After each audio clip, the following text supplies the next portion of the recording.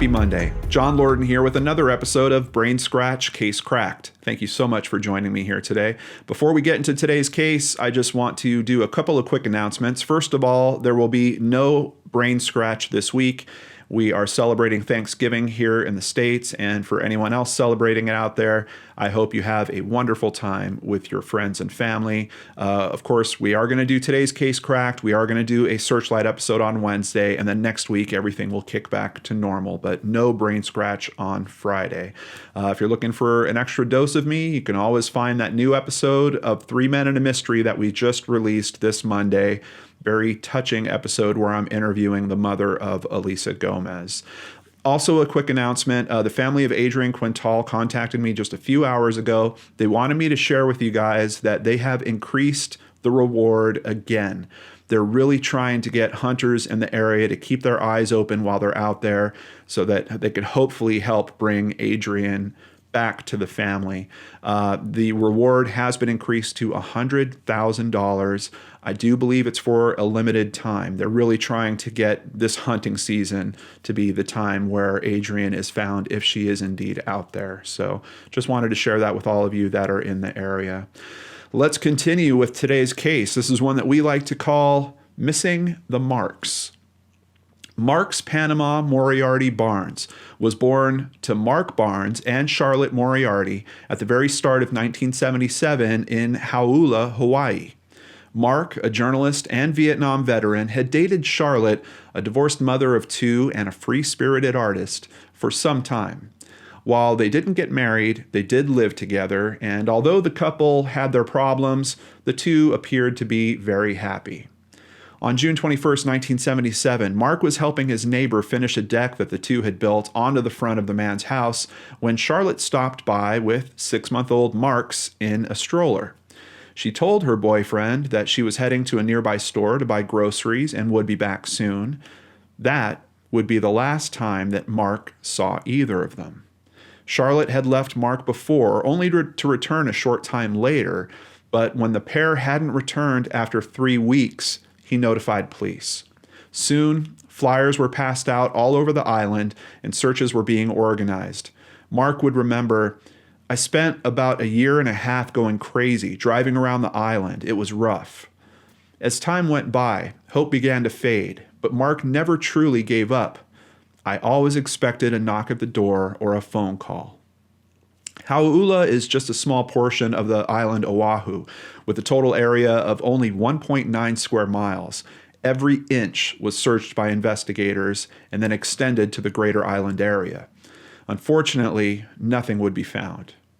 Even after Mark moved away from the islands to live and raise a new family, he never forgot about Marx and Charlotte or gave up hope of finding them. Mark wasn't the only person who continued to look for the two. Jennifer Monheimer was 8 and living with her father, Charlotte's ex-husband, in New Mexico when her mother and brother vanished. Even though she feared the two were dead, she grew up hoping to someday find her missing half-brother and mother. In 2001, she convinced Hawaiian officials to reopen the investigation into the disappearances. In their renewed efforts, they created a computer-enhanced photo of what Marx would look like at the age of 28. Many news and media outlets would again pick up the story in the hopes of finding the two. The enhanced picture was even spotlighted on the website missingkids.com.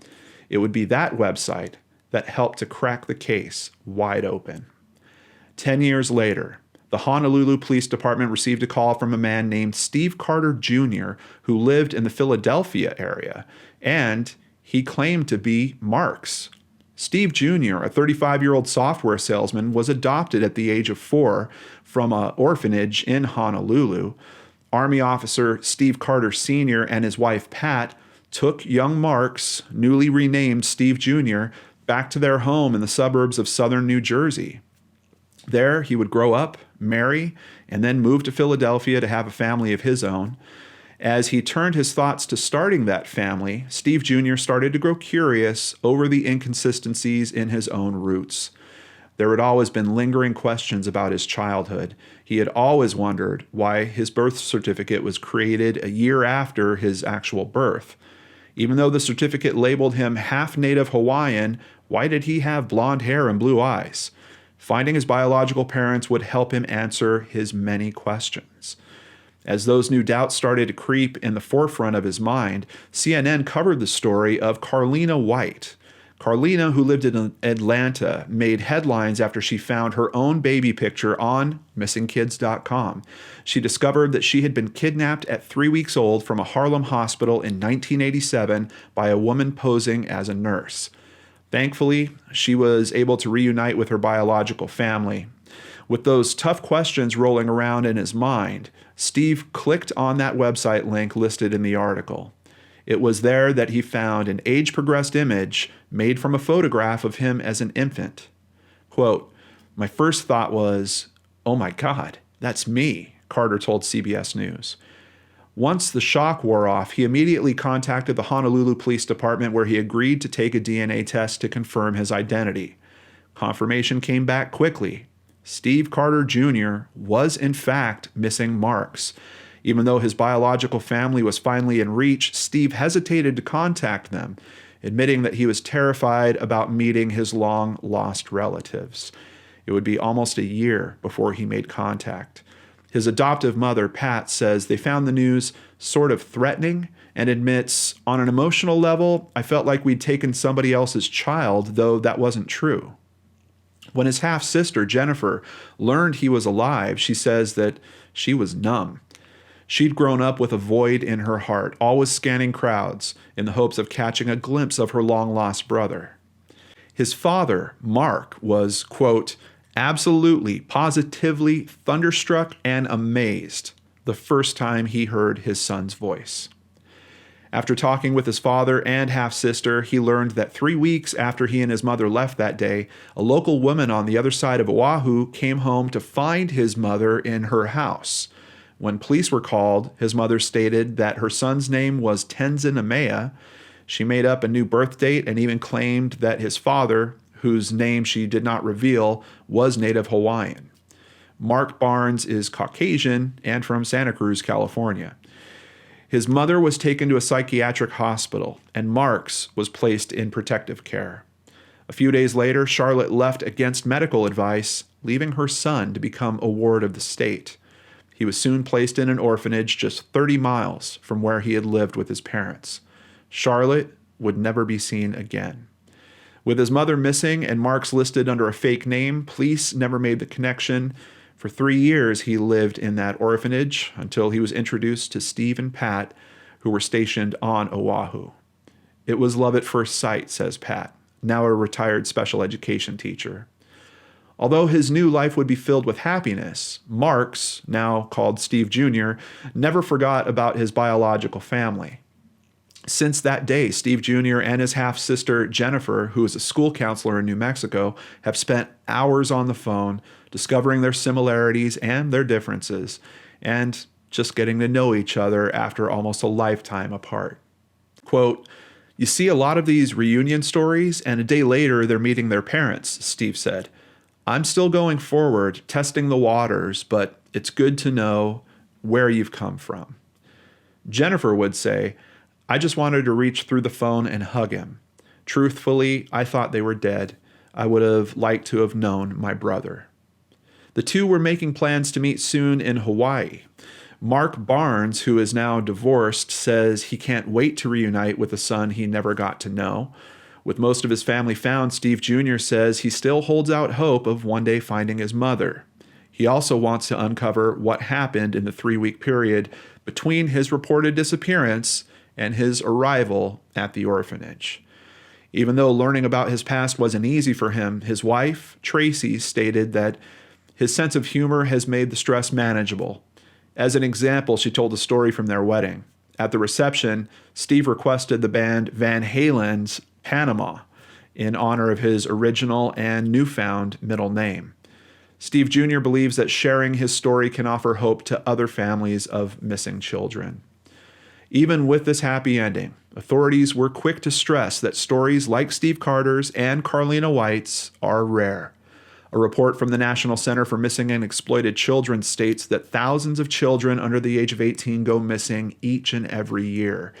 Many are considered runaways and return home, though hundreds of others are often far more difficult to track down. They encourage anyone who has doubts about their past to look at their website, missingkids.org. Steve described his experience as a happy ending to a story that usually isn't a happy ending, but good things do happen. Case cracked. I'd like to give a big thank you to CNN, the Daily Mail, Huffington Post, People, Wikipedia, and of course, Christy Arnhart for researching and writing up today's case. And you might remember a few months ago, I actually have kicked on a monthly donation with the National Center for Missing and Exploited Children, or missingkids.com or missingkids.org. They actually have both of those websites. So we've got a monthly donation that's already going there, but you know what? I really admire their work so much, specifically for this episode. On behalf of you, my amazing supporters, and my PayPal and Patreon supporters in particular, we are once again making an additional donation. So they're already getting the monthly one, but we're making another one on top of it to NCMEC. I just really appreciate all the work they do. And of course, you know, the missing children stories are some of the ones that tug at my heart the most. They're a wonderful organization, and if you could see it to support them as well, all you have to do is go to missingkids.org.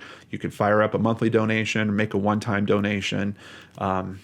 There's few organizations that I think I would hold in higher regard than the National Center for Missing and Exploited Children. They're really top-notch. So I like the warmth in this story, but there's also kind of a sadness to it for me. We've got him really not figuring it out until he's looking to start his own family. And it's kind of curious, just almost on a psychological level, that, you know, when he's getting ready to get married and have kids, that issue still comes back. I wonder about children, adopted children that go through this. I don't know if do those questions ever get put to the side, or is it just a matter of time before the right part in your life or the right trigger of events that's going on with your life moves you to seek those answers? We kind of hear about stories like this time and time again. And it really just, I don't know, it busts me up a little bit that, you know, he missed all those years with his half-sister, years that they could have made many new memories and saw each other at family gatherings or during holidays and things like that. And of course, time with his father as well. And then, of course, this story does have a bit of a black hole. We don't have information on what ever happened with his mother. And quite honestly, I don't know if he has any idea where to even look for information like that. Once you get into mental care services, you know, I think the records kind of tighten up quite a bit. But I'm hoping the best. Maybe someday that answer will come towards Steve Jr. or Marx as well. Before we end today's video, I want to give a very big thank you to new patron Cheryl Harvey. Thank you so much, Cheryl. And also a big thank you to Katie Gustin, who increased her pledge on Patreon. If you would like to join Patreon or donate to the channel through PayPal or buy merchandise, all of it helps keep me here doing what I love doing, spending time with all of you caring people and helping these cases that we look into on a weekly basis. I hope you guys have a wonderful day. I'll see you back here on Wednesday with a brand new episode of Searchlight on the Lord and Arts channel.